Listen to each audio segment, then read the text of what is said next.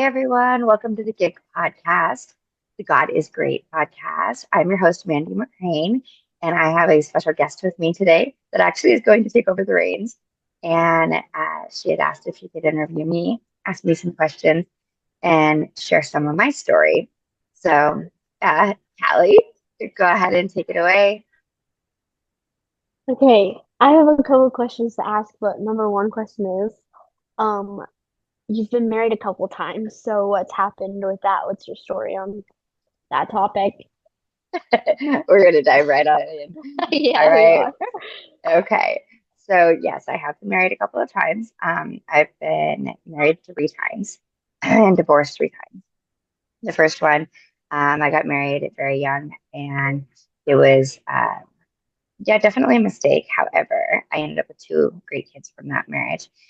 He was abusive, and we were married a total of 5 years from start to finish, and he was home a total of a year and a half of our marriage.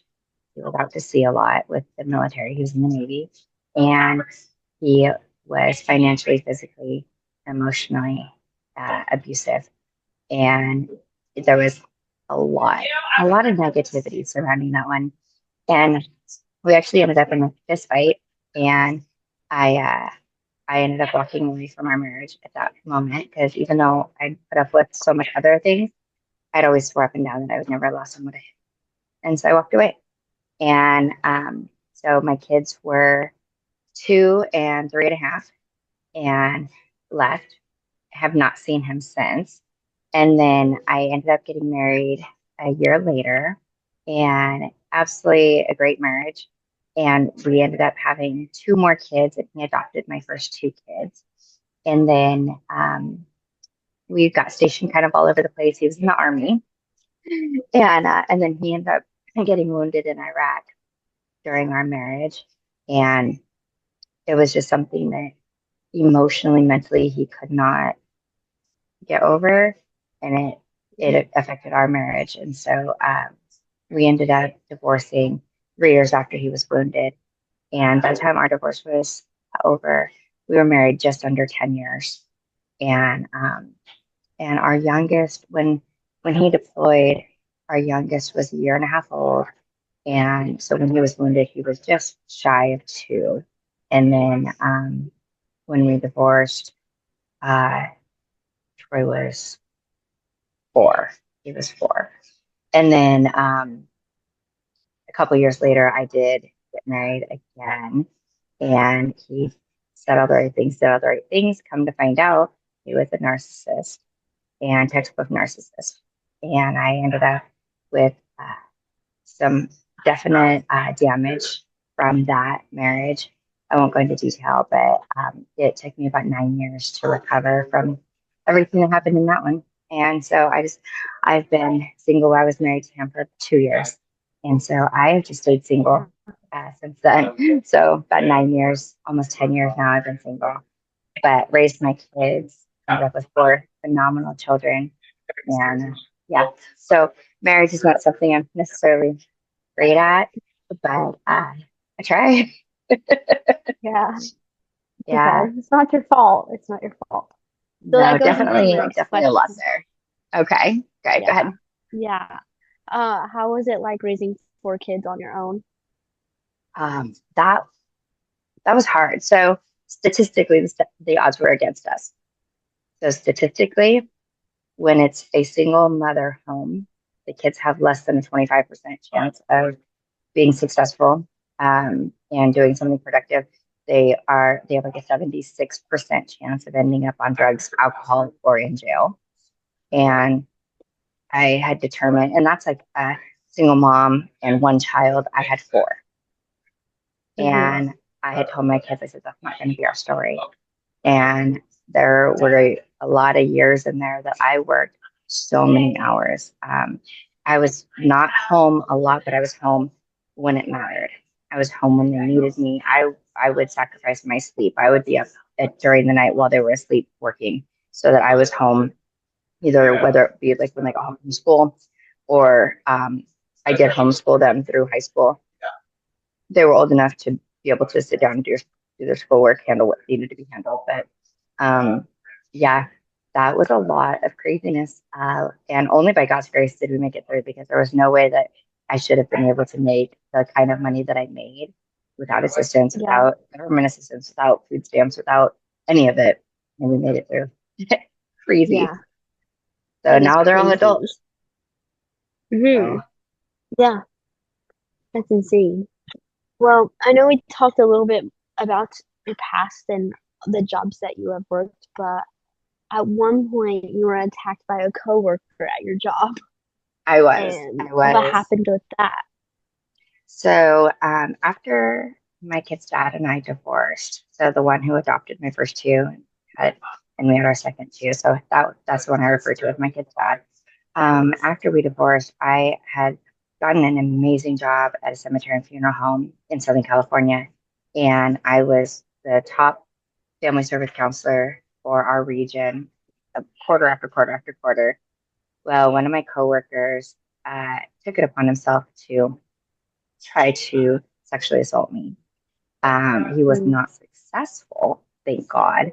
However, it still was an attempted assault, and it was still classified as a an assault, um, even though he did not make it to the point he wanted it to. And mm, I ended up filing a lawsuit against the company that I was working for. And then I ended up having a transient ischemic attack, which is a mini stroke. Ended up hospitalized for several days, paralyzed on the left side for a while. My memories, I struggled with it for a while. Like even to this day, there's words that I can't remember if I get overly stressed. My words fail me.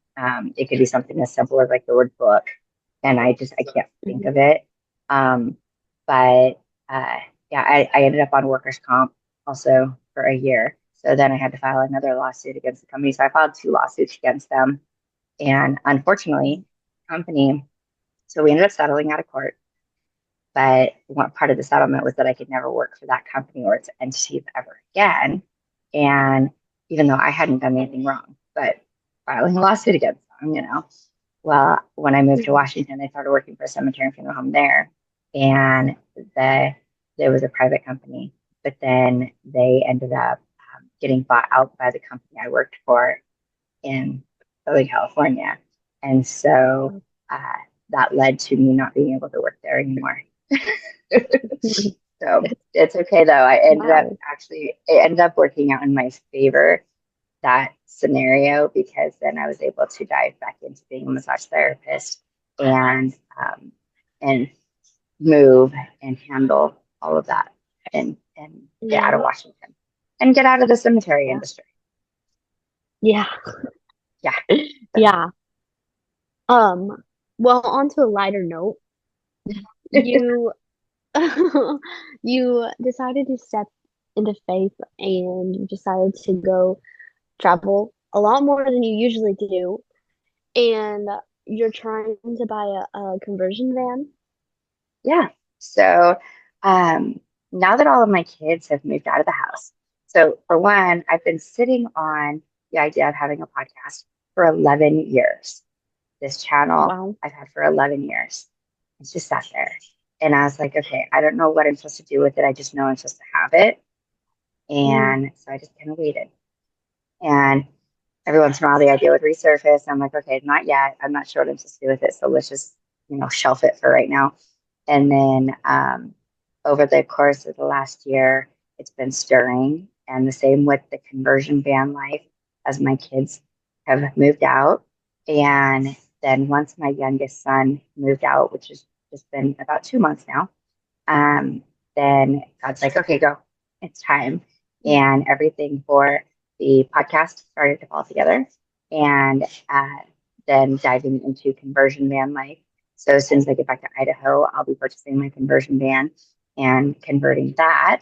And if anyone's wondering what a conversion van is, that's one of those like sprinter vans that has a bed, a bathroom, and kitchen in it, and you can kind of travel. So I do travel a lot. My kids live in three different states. And then, of course, I go to my parents' house, which is in another state. And I'm looking forward to being able to come and see you guys more frequently without having to fly and drive. And yeah. come see you and Preston and the kids. And then yeah, so I'll be moving into a conversion van and basically taking my love of travel on the road. And the podcast is kind of facilitating that whole scenario so I can go and interview with people all around the country. So kind of crazy. Wow, that's exciting. hmm It all Yeah, worked out. How it did. how yeah, it is. How is how are you liking being an empty nester? It's weird. So it did take me a little bit to adjust. So Yeah. um, even though I kind of facilitated my youngest moving out and I was like pushing him to move out because I'm like, okay, you're almost 20 years old. It's time to go. Um, hmm God, my heart was just broken. So I was like, oh my gosh, my kids are all gone now. And I'd gone from, having four kids at home to one kid to two kids to three kids back to one kid and then none, all in like a couple year time span. And it was hmm so strange. And so now I I think I've fully embraced the fact that I can do whatever I want, whenever I want. And my kids call me, my kids text me, they FaceTime me, they love on me, and they make sure I'm okay. And so it's different. It's different than I ever imagined. But I think it's way better because I get to go and see my kids, even though they're at a distance. Um, and the two that were living close by, I'll be with them a little bit more frequently because Idaho will still be home base, but um, I'll get to be with my older two more frequently as well, instead of just 4 days every now and then. So, Yeah. and I'll get to know my first two grandbabies a little bit more too. So, yeah, Yeah, that's important. yeah, Yeah. very important. It is different, like having them in the house and then meeting you versus you away and then like wanting your attention and needing you. It is. It's That different. makes sense. Yeah, Yeah. You're yeah, like, oh, because you actually need me? You're away from me and actually need me. right, Yeah. exactly. Yeah, because being an empty nester, like the house was so quiet, hmm like all of a sudden I went from having like the house that all the kids were at and their friends would come to, like every state we've lived in, our house was like always probably not the noisy house. Everyone was always there. And then as my kids were moving out, it kept getting quieter and quieter. And then all of a sudden, like at night, there was nobody to wait for, nobody coming hmm home. And that was tough. That was a tough adjustment. Yeah, like all the quiet and all that. Yeah, That's crazy. definitely. Yeah. Wow. Is there anything else you want to touch up on? I will say this. So, obviously, this is the God is Great podcast, and I cannot tell my story without telling how great God is. There, hmm like I said already, there is no way that I could have made it through the things that I made it through without God. It wasn't even hmm like, it wasn't like, oh, he's here and I'm just doing my thing. It is, he is carrying me. Like, there's no other way to even say it. And no matter what I did, I always turned to him, good, bad, ugly, whatever, even in my sins, even in my successes, my failures, everything. I was like, God, thank you, or God, help, or God, what do we do? Like it was always, okay, God, it's you and me because I don't know what I'm doing. I have no idea hmm how to raise kids, like anyone who thinks that adults know what they're doing, we are purely winging it out there. We don't know what we're doing. And, having four kids, when Todd and I divorced, I literally had $100 to my name. And all of a sudden, hmm four kids, $100, and a new massage therapy license, and moved to a different state, different everything, and no idea what I was doing. And I'm like, okay, let's do this. And Yeah. only by the grace of God did I carry through. And I was talking to the kids the other day, and I was like, there was no way. There was like you can't even explain how everything fell into place. All you can say is hmm only God. He did all of it because we've had a nice home and we've had cars and all the things. My kids have had clothes and food and everything. They didn't get to do everything they wanted to do. They wanted to maybe play more sports, or they wanted these outfits or these shoes, or, and I had to say no on a lot of things. But Hmm. never once did my kids starve. They always had a roof over their head, and they always had food to eat, clothes, everything that they needed. Not Hmm. always what they wanted. Um, but yeah, we did good. And like I said, only by God's grace. So, which is huge. And so now as I step into Yeah. this next chapter with the podcast and with my TikTok channel and all of that, I hope that my story can maybe be a guiding light for somebody else going through the same thing. There's a lot of single moms out there. There's a lot of single dads out there. And I promise you, there's so many days that you're just like, what do I do? I don't know how to do this. Where's our next meal coming from? Where is where's it happening? We don't know. There's bills, Yeah. you know. You play Wheel of Fortune on the bills, and it's like, okay, well, the one that flies off is the only one I can pay this month. Spin the Yeah. bills around on a lazy Susan, and you pay the one that flies off. The rest of them have to Hmm. wait till the next month, and that's just the reality of it.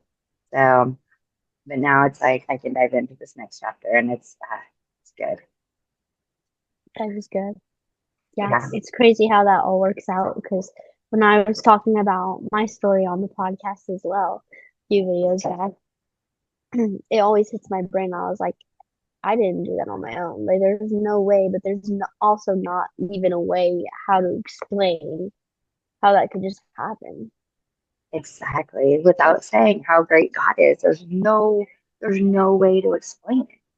It's like, yeah, Yeah, it happened, but it's not like something I did. It's not mm-mm, something you did. It's just like, no. Because if wow, we it all did just it on happened. our own, we would drown in our own sorrows. Absolutely. And I know a lot of people say, well, God doesn't give you more than you can handle. Oh, that's absolutely not true. Mm-hmm. Absolutely not true. God gives you way more than you can handle because he wants He's you just dependent there, on him. right? Yep. Mm-hmm. Because he's like, this is where I show up. This is the end of you, and this Yeah. is the beginning. And it's Mm-hmm. amazing. Because you're not meant to handle it on your own. You aren't, and it's Mm-mm. so good. It's a peaceful place to live, and I think as I've entered the latter half of my 40s, not 50 Mm-hmm. yet, but the latter half of my Mm-hmm. 40s, I rest in that peace. And it's so different than like when I was a teenager and in my 20s and 30s. There is just this amazing peace that comes knowing that I don't do this on my own. I don't have to do this on my own. And the things Yeah. that I would always give my energy to, that doesn't need my energy. It's Mm-hmm. it's not that deep. And it's God has me and he has all of this. And it's beautiful. I love Mm-hmm. it. It's a good place to live. It's a good peaceful place to have your mind. Mm-hmm. Um, That's true. so yeah. Wow. That's amazing. Yeah. So I've had an interesting story, and of course that touches on little bits and pieces of it, but gives a little bit of a foundation about who I am and why I'm Mm-hmm. doing what I'm. Yeah, Yeah. that is true. Any other Well, questions? You have the I free don't for all to ask me anything. know. I don't think I have any more questions. All right. We Well, I got through, appreciate you. you're welcome. I think we got through most of them, the Yeah, important we ones did. at least. Yeah. Mhm. Well, thank you for coming on and picking my brain. You're welcome. All right. Well, thank you everyone for watching, and we will see you next time on the God is Great podcast. Have a great night. Hey, thank you, Cal. I appreciate you. All You're welcome. I hope you got to right. answer all the things that were on your mind. Yeah, yeah, I think so. I think a lot got out there, and that was a lot. I've had an interesting story, and that only touches on little bits. But it still gets to the main aspect of it all. It does. It does. Uh, So, yeah.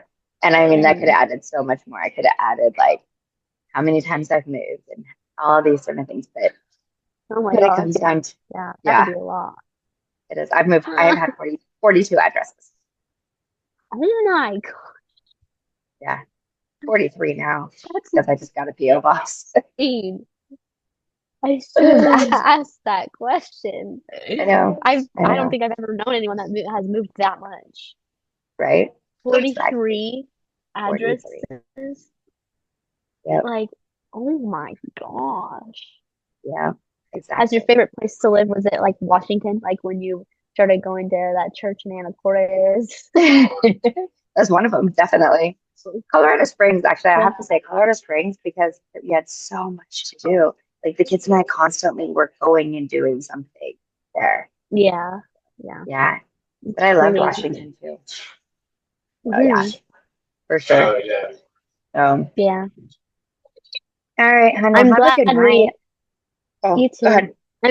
I'm glad that that we met when we did in the course because I feel like it was during your healing process of because it was when you were or when you were married to Jacob. It was. So It was. it was part of all that too. It was like perfect timing. It was. It was. And I was going through so much. Oh, yeah. Hmm. But no, and Hmm. I'm glad that nightmare's over. Yeah. Yeah, Yeah. absolutely. Yeah. And yeah, good stuff. Good stuff. I'm glad I am where I am Hmm. now though. Yeah. Yeah. It is interesting how It is. everything played out. And now you're doing all this other stuff, and now you it's different going from being well, you'll always be a mom, but like being an empty nester, like you're like, oh, I can finally do what I want when I want. Right? And Exactly. it is also that moment where you lean more into God and not more on your kids, if that makes sense. Yeah, Because you have more exactly. priorities Yeah, that you can focus exactly. on for yourself. Right? Right?